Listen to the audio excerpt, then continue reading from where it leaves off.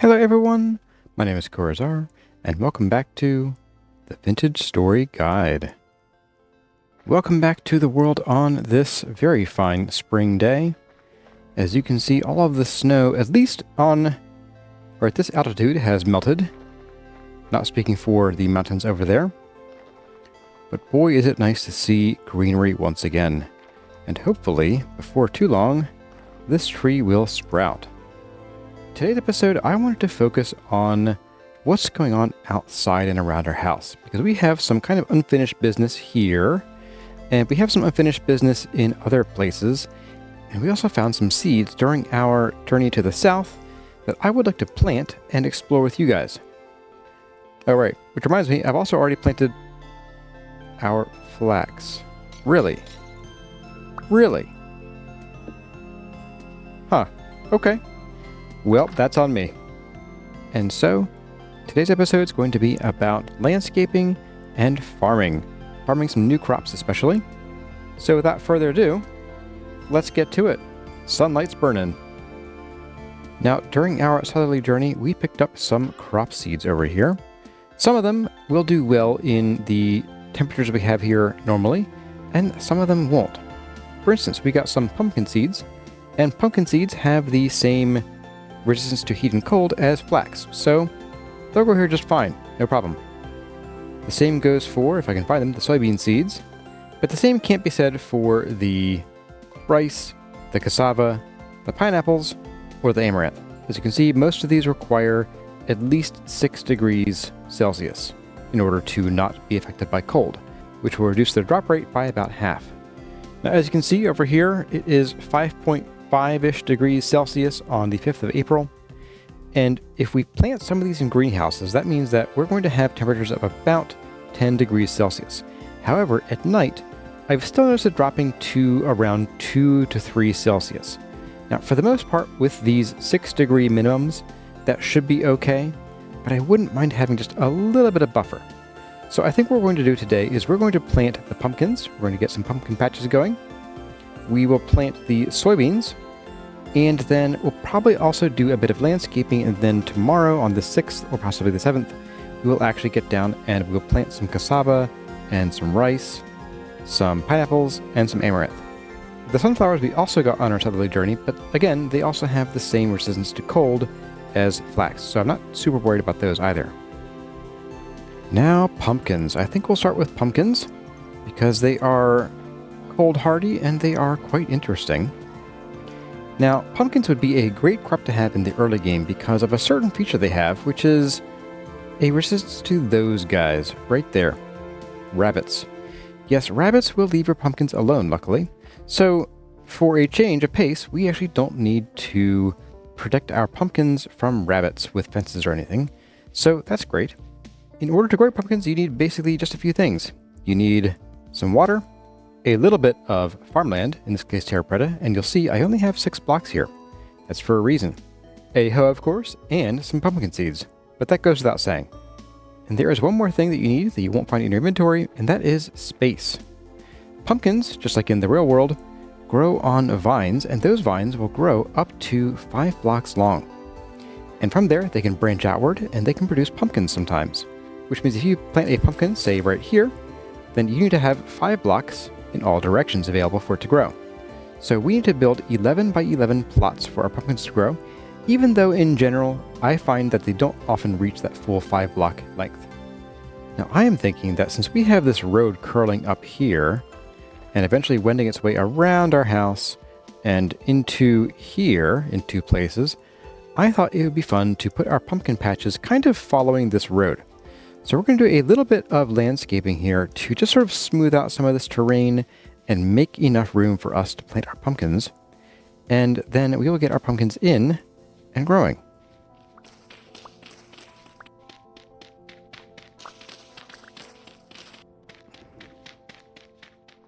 Okay, there we go. That should give us a nice, smooth sort of slope of land to work with here. I'm going to cut some of these out of the way as well.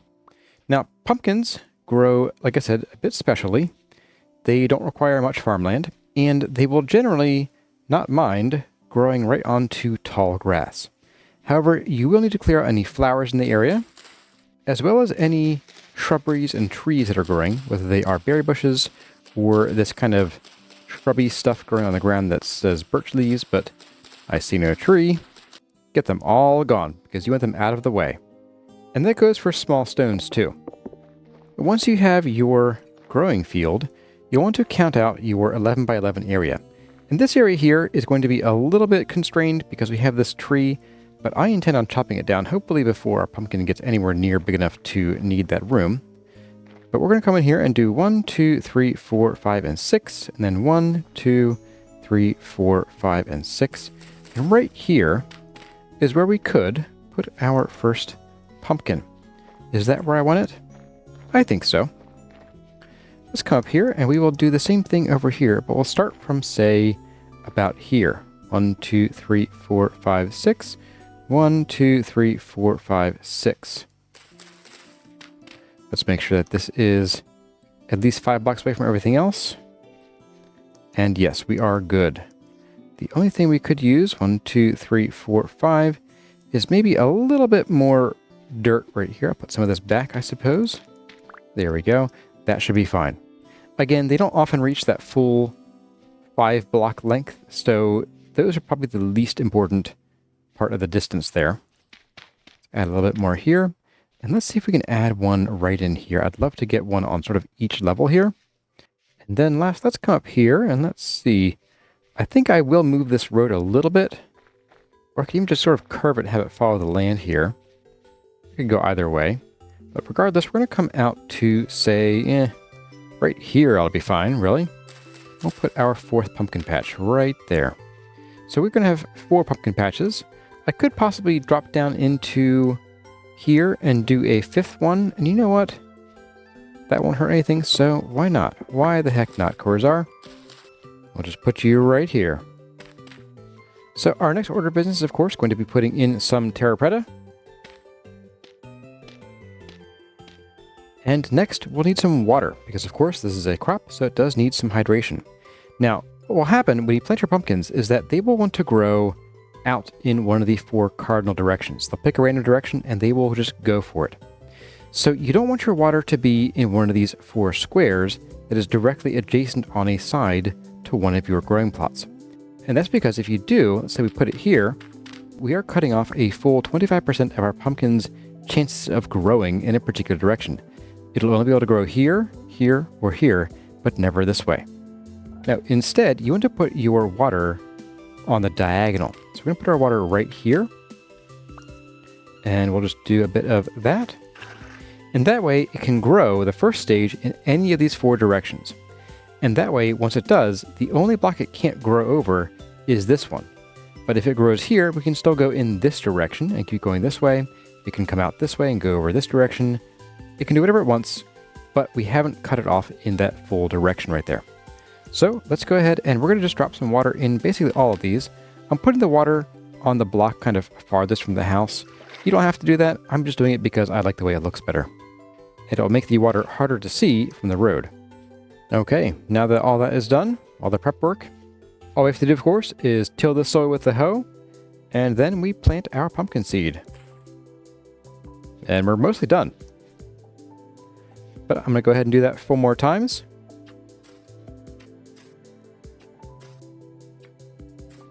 And now we're pretty well good. Our pumpkin patches are on their way to growing as pumpkins. And pumpkins are an interesting vegetable. Even aside from their growing patterns, they actually provide more satiation per sort of piece of pumpkin than a normal vegetable does, although not quite as much as, say, cabbage. They also grow into full pumpkins that provide 4 slices of pumpkin, and each of those slices is a unit, so they can be quite prolific if given the chance to grow.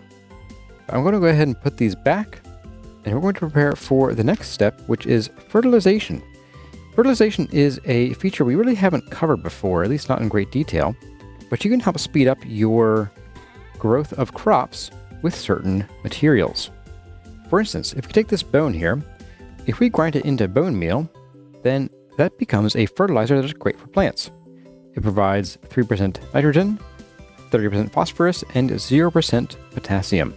There are 4 other types of fertilizer in the game, and we have a couple of them on hand. we have some sylvite, which will turn into potash, which increases the potassium by 60% and permanently increases the maximum farmland potassium fertility by 15%. And we also have some saltpeter, I believe. Yeah, here we go. In this chest here, which is 13% nitrogen, no phosphorus, and 44% potassium. The only one that we are actually missing is compost, but since we have a whole lot of rot in here, maybe we should go ahead and make us some compost for the very first time. Now, if you're going to be making some compost, I suggest you do it somewhere that you can place it and then leave it for a very long time, because it takes about 20 days to process. And we're not currently using this space under here. I don't really plan to for a little while, so let's go ahead and just plop down some barrels, like so. Look at me, remembering to use the new block pick mod. And then we have to go back down and get our rot, because I forgot to get it from the chest. And you will need a full 64 liters of rot to fill a single barrel. But once you do, you'll see that it will turn into 16 compost after 20 days of sealing. We can go ahead and do that, and we'll leave it and come back in, well, basically forever. And there we go, 6 barrels full of rot. Now, this time around, I didn't do a whole lot of prep work for the rot and the compost, so let's take a look at the handbook instead and learn what we can. Compost is a handy nitrogen fertilizer, has 40% nitrogen, a little bit of phosphorus and potassium at 8% each, and it's actually a crafting material. You can make high fertility soil, which is kind of an in-between of medium and Terra. So medium fertility soil has a fertility of 50%, Terra has 80%. This is smack dab in the middle at 65%. The unfortunate thing is that it takes 8 compost to make 1 piece of high fertility soil, in addition to a medium fertility soil block. That means that each of the barrels we have upstairs will only provide enough to make 2 blocks of this high fertility soil. You can guess what I'm going to say next, and that is, I don't really find it to be worth it. I think that the recipe needs to be adjusted to be significantly higher, like maybe providing 4 blocks.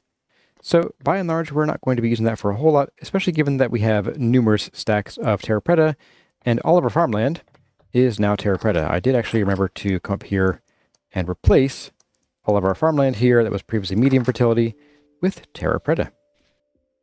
Go me. So what do you do with these bones, though? Well, that's simple.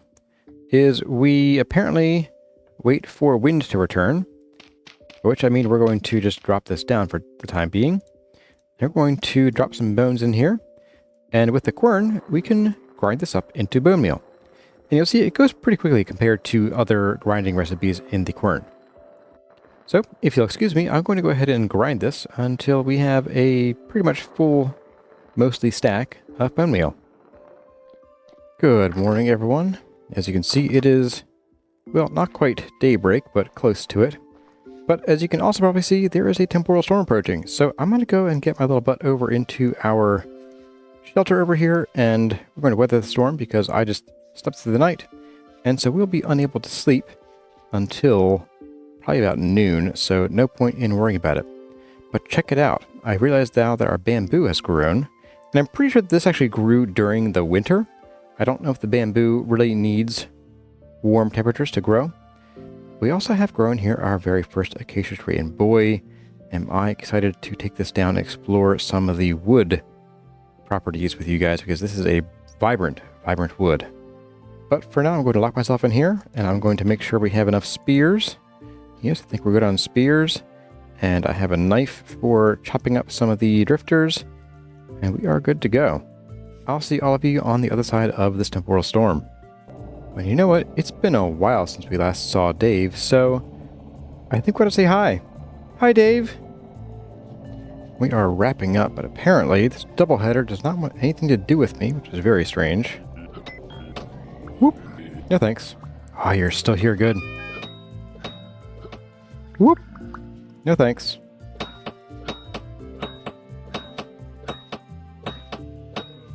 Yes. That's more like it. That's more like it. This is the only doubleheader I've seen. I had to chase after him because he ran from the enclosure. Finally, a Temporal Gear. Without that guy, this would have been a very pointless temporal storm because we only otherwise got 2 rusty gears and a handful of flax fibers. But finally, we have something that makes it worthwhile. But getting back to business, I'm going to go ahead and put these spears back on the rack because they're still in pretty good shape. And we're going to continue our talk about fertilizer. So I have here in my hand some bone meal. It is, again, 3% nitrogen, 30% phosphorus, and 0% potassium. We have here pumpkins. Now, pumpkins are a phosphorus plant. As you can see, required nutrient is P, and that means that bone meal is the perfect fertilizer for pumpkins. Adding fertilizer to soil is as simple as right-clicking either on the plant or the soil itself, and you'll see it gets a little sort of speckle. And this speckle, I believe, actually changes color depending on which fertilizer you have on. And you can see up there it says slow-release fertilizer, plus 3% N, plus 30% P. Now, what that will mostly do is it will generally shore up your nutrient levels in there so they don't drop below the amount that they're currently at, with a little bit extra left over to kind of help restore the farmland as the plant is growing here. A single block of soil can store up to 150% extra fertilizer. Beyond that, you're just wasting it. And we're able to add more because we have more nitrogen we can add, but I'm not going to add any more than that because we don't care about nitrogen, we care about phosphorus. So we're going to add 5 to each of these and max them out. What that should do is it should make sure these are always growing at the maximum speed possible for the current moisture. And there we go. We are all fertilized and we are ready to go. So at this point, we're not going to touch our pumpkins for a little while. By the end of the episode, we might see one that's starting to grow a vine somewhere, but we'll check back in and check on the status. But for now, let's forget about the pumpkins and we are going to move on to the other crops. Now, as far as nutrients go, our other crops make things kind of easy for us because we don't have any additional phosphorus-based crops that we need to grow. So we're going to focus on just potassium and nitrogen. So we have some pineapple seeds here, we have some amaranth, we have some sunflower, and then of course we have some cassava, we have some rice, and we have some soybeans. Let's go and get some of these planted upstairs. Now last year in this plot we were doing some potassium, so let's start with the nitrogen crops in here. We'll do the amaranth and the pineapple. And we're going to go ahead and just break out all this stuff, maybe even with a knife to make it go faster. And I'm going to start with just a row of pineapples over here. And then we'll fill in the rest with basically half amaranth and half sunflower. Of course, the sunflowers we could grow normally anyway, so not a huge deal, but it could be fun to explore what they have to offer. So there's the amaranth. And then we have the sunflower, and in you go. All right, excellent. Let's go over to this plot over here, and let's clean you up a little bit. And let's get our potassium-loving crops in here. We have some rice, we have some cassava, and we have some soybeans. Now, I'm going to plant just maybe one row of cassava because, as I've mentioned in the episode where we found them, I'm not their biggest fan. They're neat to look at, they're pretty, they're interesting, but I don't really like them, to be honest. And then we have some soybeans. I think these are kind of cool, so let's go ahead and do a couple rows of these guys. That'll do. And then we have rice. Now, I already had rice. I do enjoy rice, both in-game and out of game. And so we're going to go pretty well ham with the rice. So that's that for the planting. Now for the waiting. Now, of course, we're not going to be able to harvest these for probably a couple episodes at the very least, but we do need to take note of a couple things. One is that I planted them in the greenhouse, and that's because temperatures out here at night can still get a little chilly, and I don't want to risk getting frostbite on any of our crops here. So on this last field out here, I'll just plant some usual like cabbage or something because this has also been drained of potassium. So I'll go do that before bedtime. But I think what we're going to do for the rest of the episode is I think we need to finish, actually, come back outside. We need to finish sort of these roads here. I want to get this road all wound up here and hooked up to our staircase and our eventual hallway. So we might not make the full connection right here, but we'll at least bring the road up to here. I would also like to make a little bit of a road out to our drifter pit because I think I'd like to, at some point in the near future, dress this up. This thing has been an eyesore for far too long, and it is time that we at least brought in some new materials and made this into something a bit more attractive. Lastly, I want to hook up our old house to the road system, and I think I mentioned a long time ago that I'd like to have like a turnoff here, like a nice sort of gentle curve, and then one that comes up here and turns off in this direction. So we'll have sort of like a curvy triangle shape right here in the center. I think that could be really cool to fill with like bees or just flowers or something cool. And then I'd also like to maybe come in here and get rid of this pit we have because we just don't need it anymore. It's a bit of an eyesore. It never caught anything for us anyway. And I want to kind of just sort of finalize this house so that it can rest in peace, I suppose, question mark. And that way we can just sort of be done with it. It'll be a nice landmark. It'll be pretty on the horizon to look at, but we won't really need to come back here unless I do anything else sneaky like brew alcohol in the basement again. That'll be a job for the morning though, and I think we'll do something a bit different. I don't usually do 20 question segments 2 episodes in a row, but I think we'll do a bit of a short one just to get a few questions out of the way because I still have a gigantic backlog of 20 questions answers. So yeah, I'm going to make it morning and then let's get to it and build us some roads.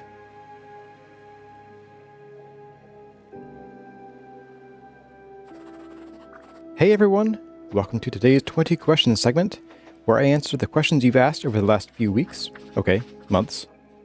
Let's get down to business. Our first question is from Kandarin. Do you think there should be a mid to late game alternative to resin, such as animal glue?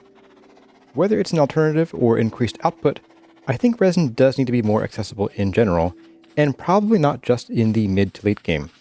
I think the distribution of resin needs to just overall be more regular. Why does this forest of pine trees have 0 resin, while that one has a dozen?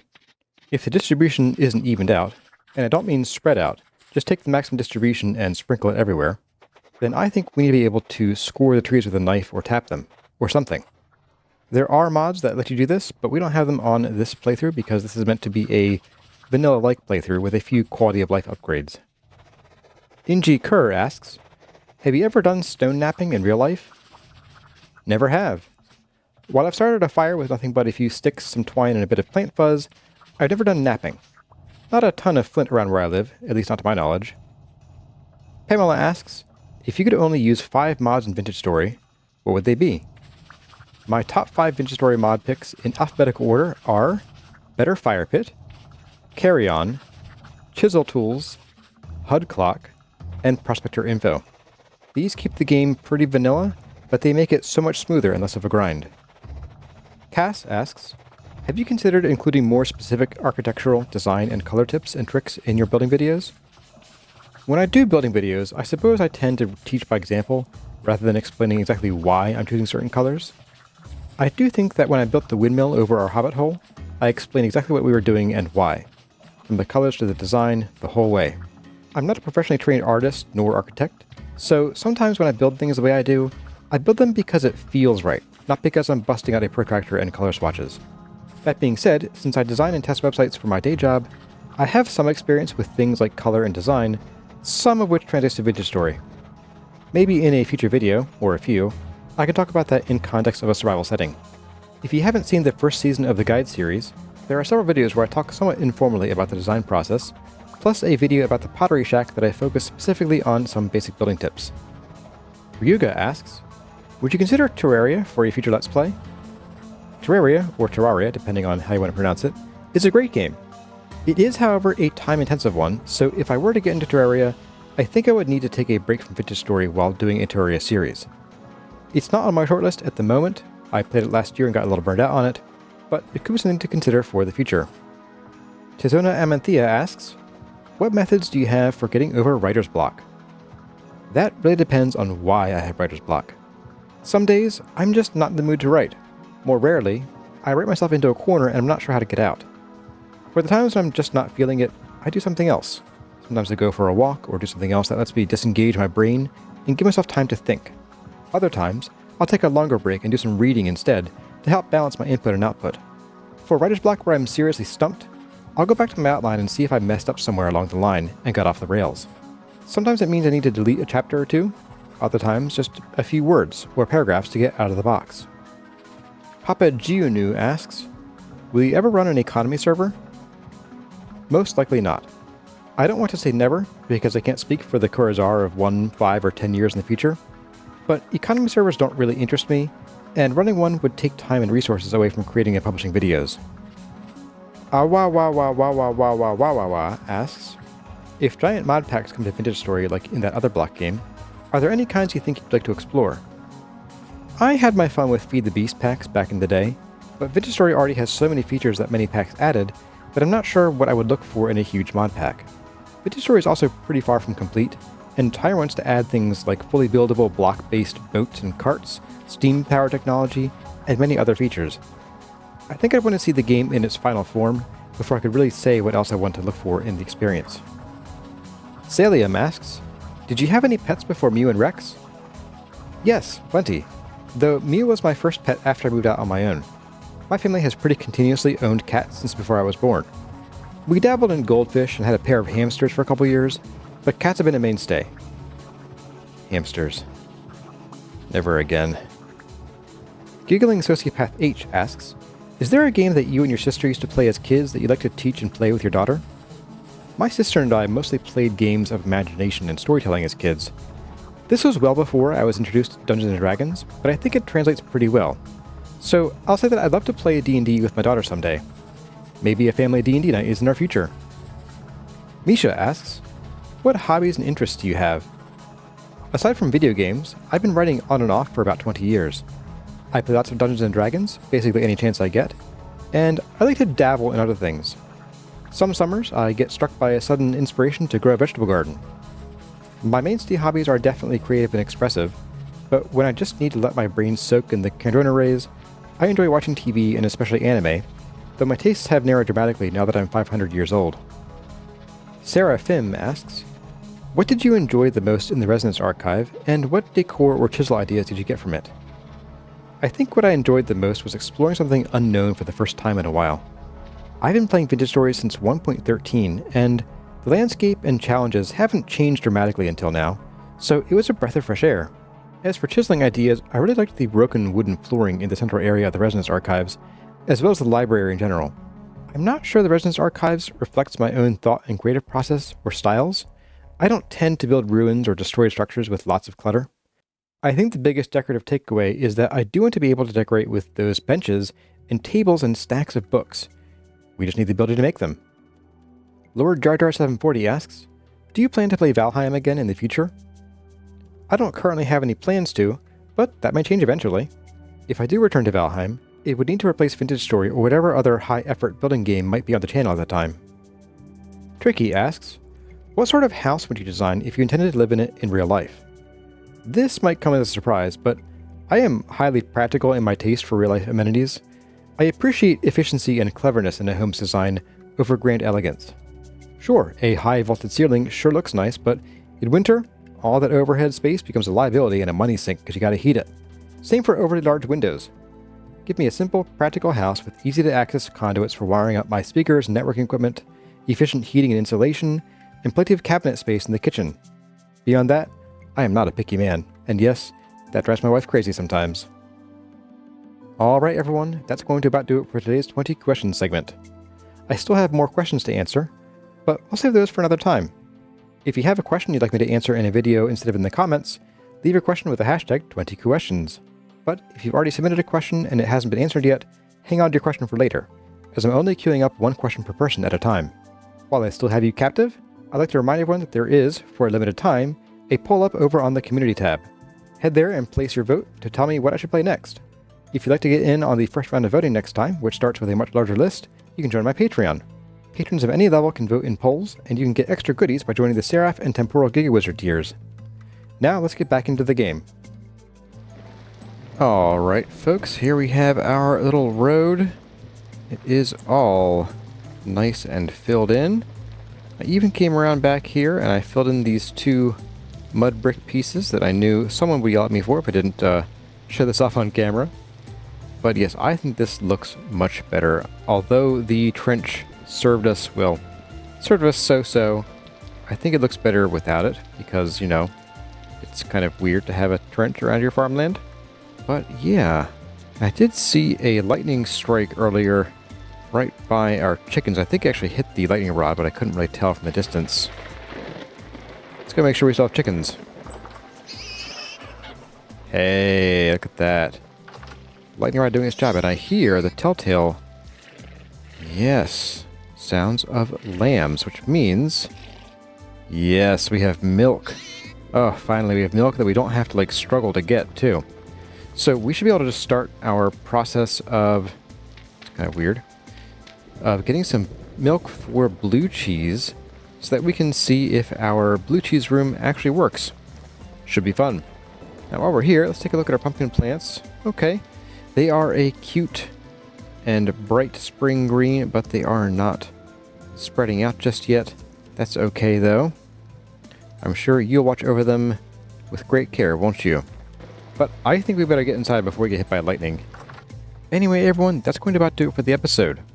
I hope you enjoyed this exploration in checking out the planting of the new crops, including the pumpkins, especially the pumpkins, as well as building out of our new roads and just general upkeep and progress on our little land here. Look forward to additional improvements in the following episodes, and at some point I'd like to go out adventuring again, but because of some changes that are coming in 1.19, I'd kind of like to give Tyrant a little more time to get 1.19 out before we go exploring for more trouble. And that's because I would like to explore the new Jonas devices. However, in 1.18 the parts to build them are extremely rare, only dropping from saw blade locusts or from chests in the Resonance Archive. However, in 1.19, both double-headed drifters and bells will also start dropping these Jonas parts, and I think that would be a great time for us to get into actually building some of those items. So if it seems like I've been holding off further exploration of the underground and spelunking, well, that's why. I want to hopefully give Tyrant some time to get 1.19 polished and out before we spend time delving underground, because we have to do it again to find more Jonas parts. Anyway, folks, if you enjoyed the episode, leave a like, maybe a comment, let me know how I'm doing, and subscribe if that's your thing. But for now, as always, my name has been Corazar. Thank y'all for watching, and I'll see you in the next one.